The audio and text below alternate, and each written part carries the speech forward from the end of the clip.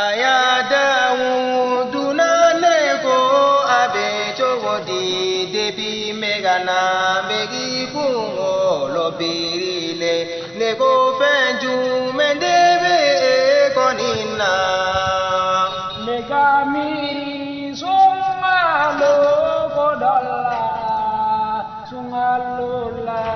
leilatul kadurullah munekama ebemi sungalo leilatul kadirudun konina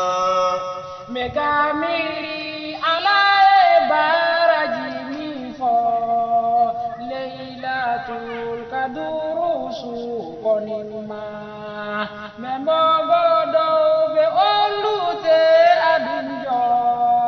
nebe fesa irul bambariu ika wala wala mogo bela jeleye ne ya famunya tizan Daud ne ya famunya muna ibe kamiri sungalo leilatul kadurula nebe mi fo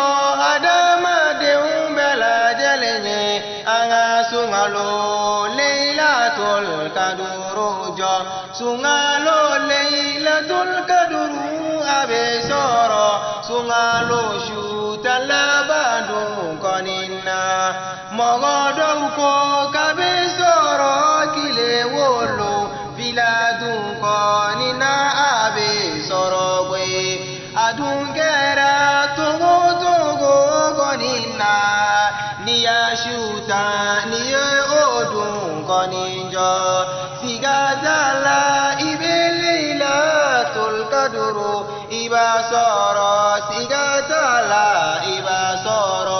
waleilatul kaduru shukele gafu sanikalo bagele shukoninye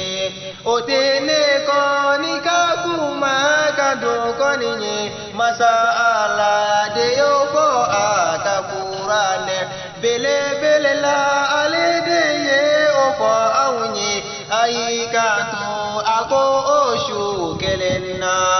ako melege ubejigi duguma koloka wajibirila benebeji olola ubukanto masaba ala konima igaya fa igajoni jurumuto nodungera kedalento sinogola edun peri dilasika konintola neya famu ya sairul bambariu sisankoni ne faridu wala walala nebe min fo silame de umbela jeleye anga leilatul kaduru jogwe sisankoni umbela jele ya famunya nitunyela dilikanu koninye kafo ankanu jama ubela jelenye ani silame ubela jelenye malila ani mali kofe ankanu jama auga shairul bambari yusaidu jabi mangado ani akakalandeni Daudo gindo anana folila sisangoni Daudu nebeta sogono nega madamu ayesuti galabe nebeta yeno sino adamadina alaka iseni nyuma yefikaso konege madamu bela jelemfo nala sona mamiga foli koni faye alaka wa